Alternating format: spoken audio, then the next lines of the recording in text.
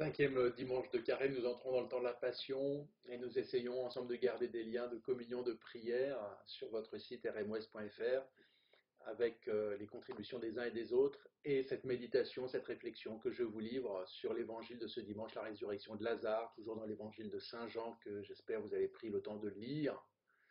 Lazare était confiné dans son tombeau, il était mort depuis plusieurs jours. Et pourtant, Jésus ne semble pas pressé de répondre à cet appel quand on lui annonce que Lazare est malade.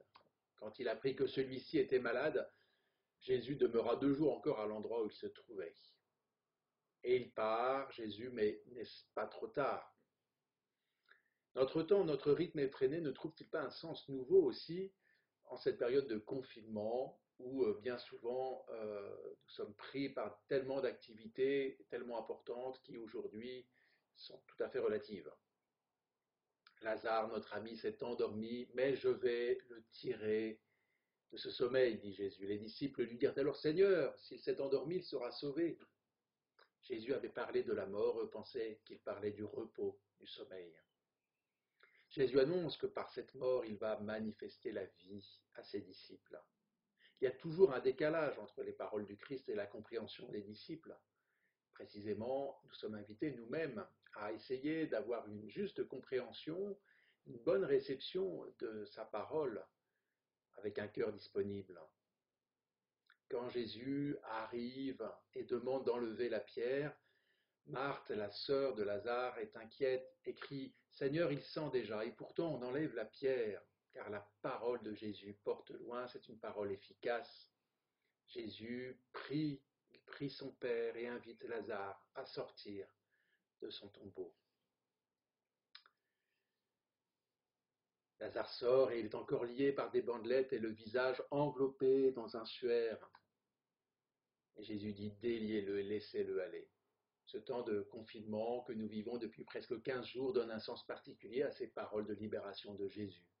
Nous souhaitons qu'il nous délie, qu'il nous laisse aller librement. Nous attendons ces jours avec impatience, mais pour cela, il faut que le mal soit terrassé, que ce virus soit réduit, éliminé. Ce combat de la vie, nous le menons tous ensemble, chacun à sa place, avec en première ligne les soignants, les médecins, les infirmières. C'est aussi un combat aussi pour nous-mêmes en restant confinés. Et nous pouvons mener ce combat en priant, comme Marie et Marthe, qui confient la maladie de Lazare à Jésus. Seigneur, celui que tu aimes est malade. C'est aussi le combat de la charité, de la foi et de l'espérance. Comme dit la première lecture, livre d'Ézéchiel, ainsi parle le Seigneur Dieu, je ferai ouvrir vos tombeaux et vous en ferai remonter. Voilà, Seigneur, donne-nous d'écouter ta parole, ainsi parle le Seigneur. Il nous faut une écoute attentive et renouvelée. Au cœur de cette épreuve, cette parole qui crée, qui ouvre, qui révèle, qui libère. Que le Seigneur nous aide à écouter la parole comme Marie au pied de Jésus afin de servir comme Marthe. Ce temps d'angoisse relativise nos petits soucis de chaque jour et nous invite à puiser à la source, à rendre grâce à Dieu pour cette nourriture qu'il nous donne, cette nourriture du corps et du cœur, la parole de Dieu, solide et durable. Ce qui semblait si sûr dans notre monde se révèle si fragile et pourtant le vrai roc, c'est Jésus, sa parole se dresse dans les cieux, dit le psalmiste. Seigneur, aide-nous à rester confiants sur l'avenir. Donne-nous de goûter l'espérance.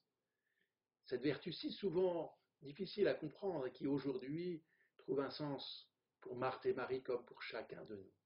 Aide-nous, Seigneur, à patienter pour entrer dans cette libération. Tu es la résurrection et la vie. Oui, Seigneur, reprenons ces paroles de l'Évangile. Oui, Seigneur, je le crois, tu es le Christ, le Fils de Dieu, tu es celui qui vient dans le monde. Bon confinement, bon dimanche, bon carême.